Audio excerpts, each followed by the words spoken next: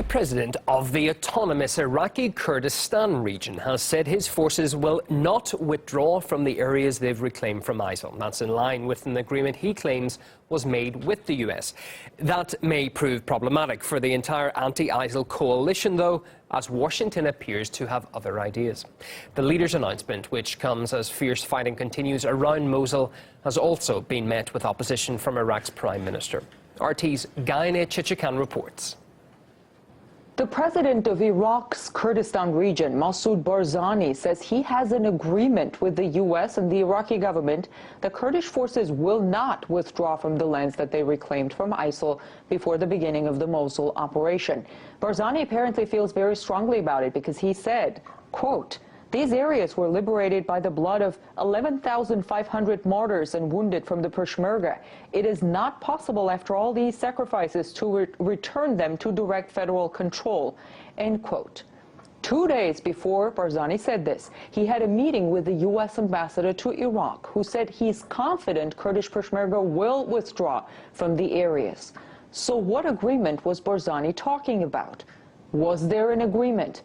Did the ambassador and Barzani misunderstand each other at that meeting? Were they lost in translation? The State Department has not answered those questions. Instead, said this. What matters to us is, again, that this campaign is led by Iraqi security forces, that it's all under Prime Minister Abadi's chain of command. That's what matters most to us. There is no doubt that the Peshmerga have been and continue to fight bravely against Daesh. No question. Iraqi officials say the Peshmerga will have to leave. We've seen a situation in Syria this summer when Syrian democratic forces led by the Kurds helped liberate the city of Manbij and were asked to leave, all while the U.S. praised their fighting capabilities.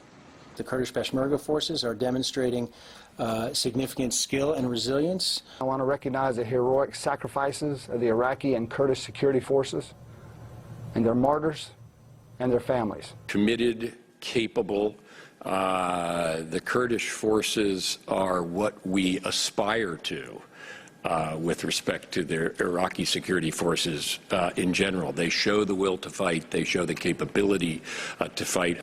In Iraq now, judging by Masoud Barzani's latest statement, the Iraqi Kurds are determined to stand their ground. The question is, can the anti-ISIL coalition afford to dismiss the Iraqi Kurds' plans and ambitions, considering Kurdish forces are an essential part of the ground operations to liberate Mosul from ISIL?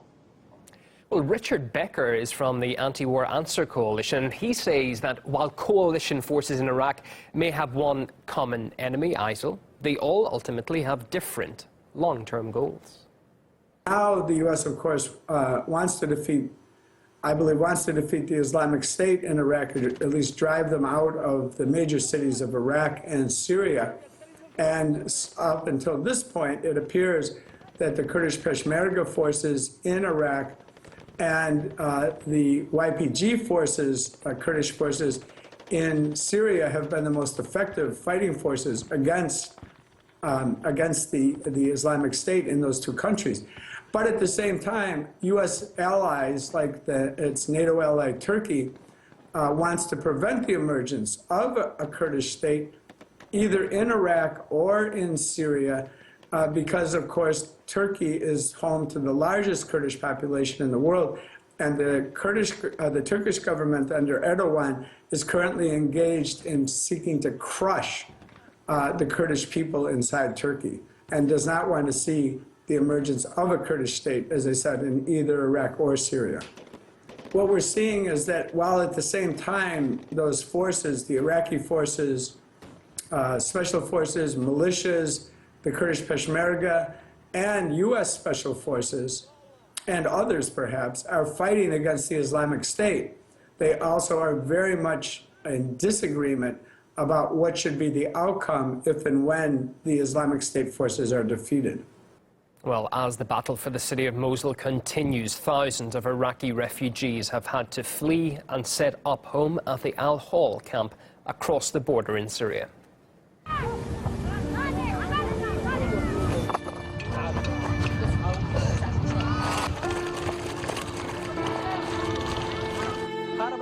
All those people are trying to escape.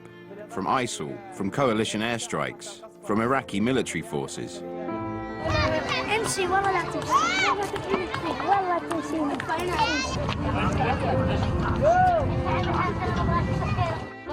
It's so cold here. We don't have blankets, we don't have food. They don't give us anything. It's difficult to get water. It's very bad here.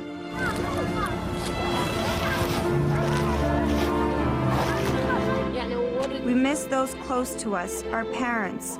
We don't want to stay here. We want to return home.